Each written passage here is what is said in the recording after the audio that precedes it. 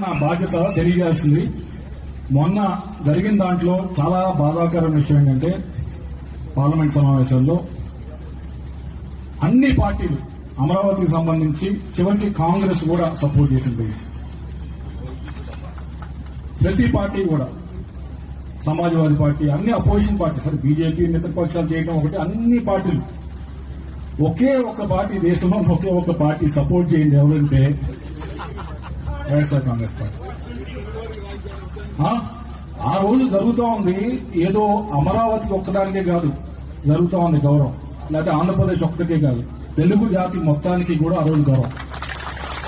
అందరూ దగ్గరికి వచ్చి కాదు ఇది తెలుగు వారికి న్యాయం చేయాలి అని చెప్పి అందరూ ఒక దగ్గరికి వచ్చి ఆ రోజు ఇటువైపు లేదా అధికార పక్షంలో ఉన్న మంత్రులందరూ వచ్చారు, ప్రతిపక్షంలో ఉన్న చివరికి రాహుల్ గాంధీ కూడా వచ్చి కూర్చున్నాడు, సపోర్ట్ చేశారు అందరూ చేస్తారు.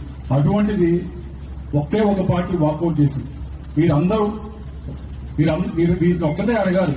ఇక్కడ ఉన్న ఇన్ఛార్జీలు చాలా ఉన్నారు నియోజకవర్గానికి, వీరిని అడగవలసింది మన ప్రశ్న ఏమిటి అంటే అయ్యా మీ స్టాండ్ ఏంటి అమరావతి పైన స్పష్టంగా చెప్పండి అని చెప్పి వారిని దయచేసి అడగవలసిన పరిస్థితి ఉంది.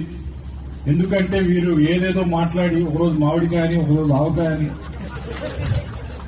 ఇది మరీ ఏదో ఒక విధంగా న్యూస్ లో ఉండాలని చెప్పి కాన్ఫరెన్స్ అంత ఎక్కువ చేస్తే అంత ఎక్కువ న్యూస్ లో ఉంటాం, అంత ఎక్కువ మాట్లాడుకుంటారని పార్లమెంట్ లో పాస్ అవుతుంది తెలుసు. అది హెడ్ లైన్స్ పెద్ద బాగా భారీగా వస్తుంది కాబట్టి దానికంటే పెద్ద హెడ్ లైన్ రావాలంటే చాలా విచిత్రంగా మాట్లాడితే చాలా పెద్ద హెడ్ లైన్ వస్తుంది. ఆ రోజు విచిత్రంగా మాట్లాడటం తప్పించి దానికి మరొకటి లేదు. అయితే మనందరం కూడా కొద్దిగా గ్రామాల్లో నాయకులు అందరూ ఉన్నారు, పెద్దలందరూ ఉన్నారు కాబట్టి మీరందరూ గ్రామాల్లో గట్టిగా ప్రశ్నించాల్సింది అడగవలసింది ఏమిటి అంటే ఎదురువారిని మీకు అమరావతి పైన స్టాండ్ ఏంటి అని చెప్పి ప్రశ్నించాల్సిన అవసరం ఉంది.